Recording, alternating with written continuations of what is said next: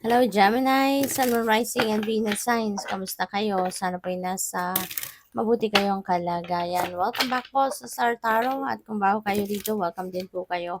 Please subscribe, like, share my videos, and leave me a comment po kung naka-resonate kayo. Thank you. So, first message. So, first two messages ni Gemini. First card ninyo, Nine of Wands. Ayan. So, the battle is half won. Wow. So, that's good. Kaya kailangan lang ninyo na magsisipag pa, magtiyaga pa. 'Di ba? At malapit na kayo doon sa pagtatagumpay. Malapit na kayo sa pag-achieve ng kung ano man ang pinaglalaban mo dito, ano man ang goal mo dito. So, continue to persevere. Malapit ka na. No? Malapit ka na sa success mo. So, walang sukuan. Walang sukuan. Dapat na mag-give up dito kasi ang lapit-lapit mo na sa tagumpay. So, konting ano na lang, konting kembot na lang, maa-achieve mo na yan. Kaya sige lang, go for it. So, yung next message ninyo is the end of conflict. No? Katapusan na ng conflict ninyo, katapusan ng kaguluhan, katapusan na ng hindi intindihan. Kung meron man kayong discomfort, no, na naramdaman dahil sa mga argumento, dahil sa mga hindi nagkakaintindihan, well, at this time, matatapos na. That's coming to an end and you will enter into a compromise siguro para na magkabati nga kayo, para na mag-meet halfway kayo, and also peace. Diba? Magkakaroon na kayo dito ng kapayapaan. So, good luck sa'yo. So, we also have the King of Cups. Ayan. So, King of Cups is about rationality and emotions in balance, no? Maaari na magkakaroon kayo rito siguro ng pwedeng meron kayo ditong um, meron kayo ritong mga tawag dito, meron kayong mga magiging naririnig ko kasi kliyente, Gemini, that's what I'm trying to listen clearly, no? Ano, ang napi-pick up ko dito kliyente. So, baka ano kayo, baka isa kayong kunyari advisor, 'di ba?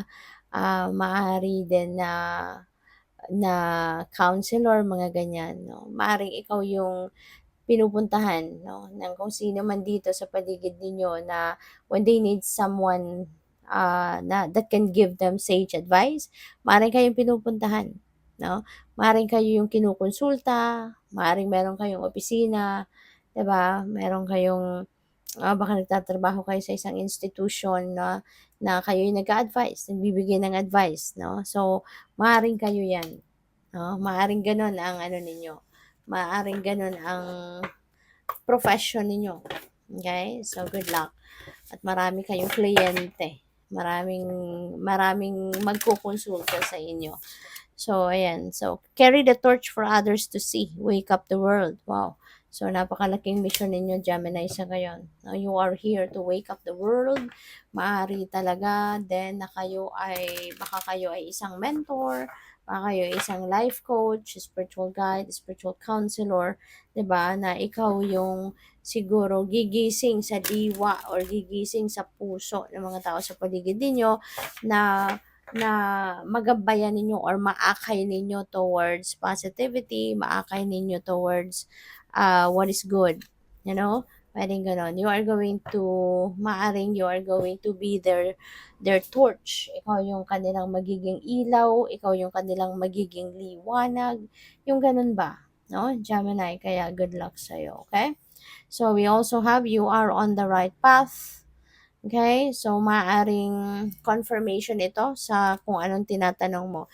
Maybe you are praying for clarity or maybe you are praying for confirmation at maaring ito yung kasagutan para sa inyo na you are on the right path kaya wag kang mag-alala. Okay? Don't worry. Kasi nasa tamang daan ka. Kung ano man ngayon siguro yung ginagawa mo, maybe that is definitely aligned, 'di ba? Sa kung ano yung dapat na pagtuunan ninyo ng pansin sa ngayon or sa kung ano ang dapat na ginagawa ninyo. at this time.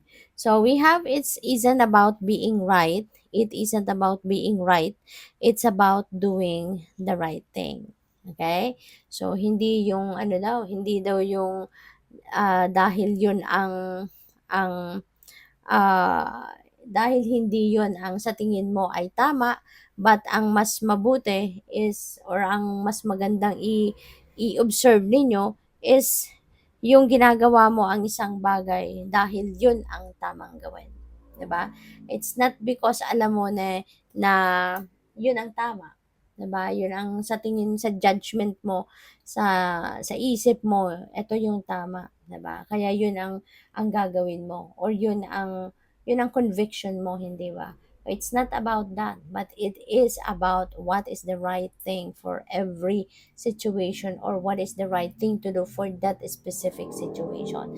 Kaya we should realize na hindi natin dapat na ini-insist kung ano sa tingin natin ang dapat gawin. 'Di ba? Hindi dapat magbabase sa kung ano yung komportable tayo, hindi tayo dapat na magbase sa kung ano yung sa tingin natin, sa judgment natin, yun ang tamang gawin. Kasi sometimes, yung tama para sa atin ay hindi tama para sa lahat. 'Di ba? Yung tama para sa atin ay iba, 'di ba? Kisa doon sa judgment no ng ibang tao. Kaya dapat it's about doing the right thing, no? Kung ano yung nararapat na gawin para sa ikakabuti ng sitwasyon na yan, yun ang dapat gawin and not necessarily about your own judgment. Okay? So, yun ang ano dyan. I hope naiintindihan po ninyo ang punto ko, no? Yun yung sinasabi ko. So we also have trust in the wise spirits and your prayer will be answered. Magtiwala ka lang daw, 'di ba? Totoo naman, no? Sinasabi nga dati, meron akong nabasa na um, kung ano daw yung ano, kung ano yung pinapaniwalaan mo, 'di ba? 'Yun ang eventually mangyayari. Kasi nga 'di ba? Kung anong pinaniniwalaan mo, definitely 'yun din ang laman ng isip mo. 'Yan ang iniisip mo, 'di ba? 'Yan ang tumatakbo sa isip mo, idea mo 'yan. And your ideas, 'di ba, becomes your feelings. Kung ano yung gusto mong gawin, ano yung iniisip mo, that becomes your feelings. And that becomes your actions. That turns into action and then that turns into reality. 'Di ba? Kaya nga dito, magtiwala ka lang, 'di ba, sa universe, magtiwala ka sa spirit realm. Kasi yung mga ano mo, yung mga dinadasal mo, that will be answered, 'di ba? That will be answered.